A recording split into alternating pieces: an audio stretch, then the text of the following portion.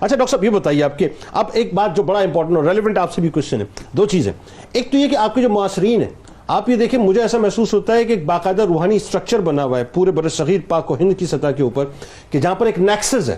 وہ نیکسس کیا ہے کہ سیون شریف سے جناب لال شہباز قلندر علیہ رحمہ کو منتخب کیا گیا ہے، پاک پتن شریف سے جناب بابا فرید الدین مسعود گنج شکر رحمۃ اللہ علیہ کو منتخب کیا گیا ہے، ملتان شریف سے جناب بہاؤالدین زکریا علیہ رحمہ کو جو ہے منتخب کیا گیا ہے، اور جلال الدین سرخپوش بخاری علیہ رحمہ کو جو ہے منتخب کیا گیا ہے.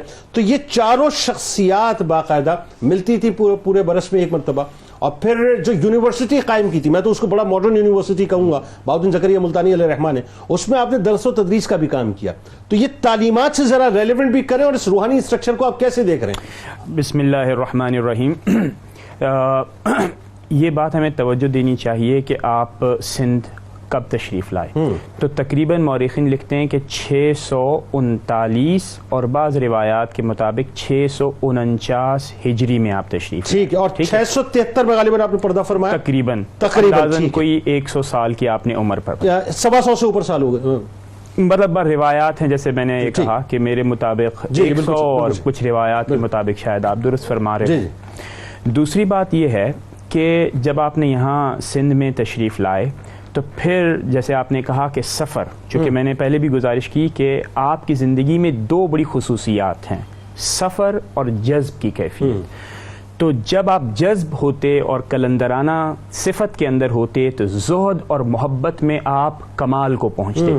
کیونکہ قلندر کہتے ہیں کہ ایک صوفیہ کی اصطلاح ہے، جب صوفی اپنے کمال درجات کو پہنچ جاتا ہے، جب وہ اس بعد کو ختم کر دیتا ہے، اس لحاظ سے جو کہ انسان کے وہم میں ہوتا ہے کہ انسان خدا سے دور ہے، تو اس کمال کو پہنچنے کو بھی صوفیہ اس کیفیت کو قلندر کہتے ہیں. اچھا، اب ہم آتے ہیں یعنی اس نیکسس کے اوپر. عام طور سے جو قلندر ہمارے ہاں پروپیگنڈا کیا جاتا ہے کہ قلندر کا مطلب یہ ہوتا ہے کہ شرع سے آزاد اور بالکل ایک بد تہذیبی کی علامت اور ایک سینٹی اور انسینٹی کی علامت اور میڈنس کی علامت. حضرت ہم نے تصور بنا دیا ہے، اور اس تصور کو ہم بلا تحقیق بلا مطالعہ ہم اس کو آگے پہنچاتے ہیں، حالانکہ یہ بات بہت ہی غیر مناسب ہے، غیر علمی اور غیر منطقی رویہ ہے. اب ہم آتے ہیں اس چیز کے اوپر کہ حضرت سخی شہباز لال قلندر، آپ نے علم کے شروع میں اظہار کیا.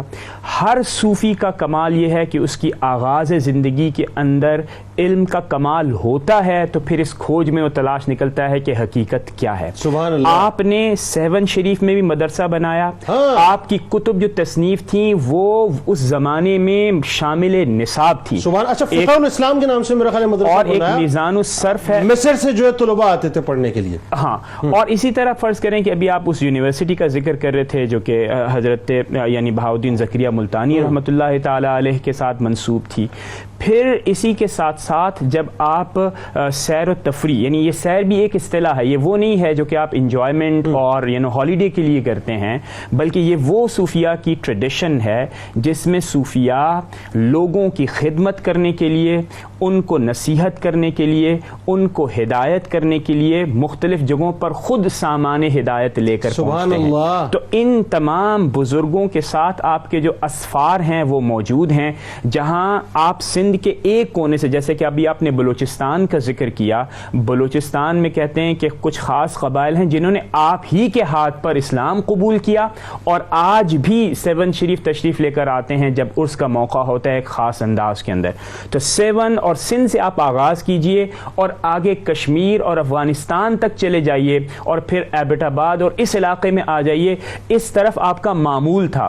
بزرگ اور مورخین یہ بھی بتاتے ہیں کہ وہ مقامات جہاں پر آپ کچھ دیر ٹھہرے، کچھ دیر آپ نے مثال کے طور پہ زہد کی کیفیت میں گزارے، چلہ کشیاں کی، وہ علاقے، وہ مکانات، وہ جگہیں آج بھی اس بات پر شاہد ہیں کہ صوفی جب خدا کی تلاش کرتا ہے تو اپنے آپ کو دنیا کی رعنائیوں، دنیا کی موج مستیوں سے دور کر کے اپنے آپ کو خدا کی تلاش کے اندر محو کر دیتا. سبحان اللہ. اچھا، یہ بات میں ایک بات اس کی ایک سی سند آپ سنیے کیا ہے. سند یہ ہے، امام غزالی رحمۃ اللہ تعالی ताला अलैह अपनी किताब मीज़ानुल अमल में और इह्या में भी इसका जिक्र करते हैं, फरमाते हैं कि दो रास्ते हैं खुदा तक पहुंचने के। एक है इल्म, अगर इल्म है तो मयारुल इल्म होना चाहिए, यानी डिमॉन्स्ट्रेटिव नॉलेज के जरिए से आप खुदा तक पहुंचते हैं। दूसरा ट्रेडिशन क्या है, खुद दुनिया से अपना ताल्लुक तोड़ दो, जब तुम तोड़ोगे तो तुम खुदा को भी पहचान पाओगे।